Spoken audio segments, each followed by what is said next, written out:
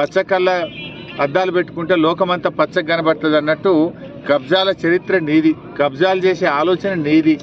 నేను రైతుల దగ్గర భూమి తీసుకున్న రైతులు వాళ్ళ పట్టా పాస్ పుస్తకాలు వాళ్ళ దగ్గర తీసుకొని మేము ధరణి ద్వారా రిజిస్ట్రేషన్ ఆఫీస్కు వెళ్ళి పట్టా భూమిని రైతుల దగ్గర 13 ఎకరాలు కొనుక్కోవడం జరిగింది. అంతే తప్ప ఒక్క గుంట కానీ ఒక ఎకరం కానీ నేను ఇరిగేషన్ భూమి కానీ ప్రభుత్వ భూమి కానీ తీసుకోలేదు, తీసుకునే ఆలోచనే మాకు ఉండదు.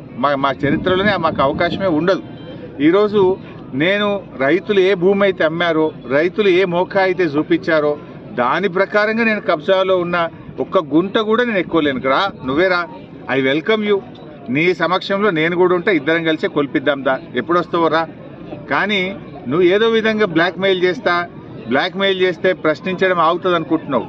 మేము నువ్వు ఎన్ని రకాల బ్లాక్మెయిల్ చేసినా ప్రశ్నించడం ఆపము.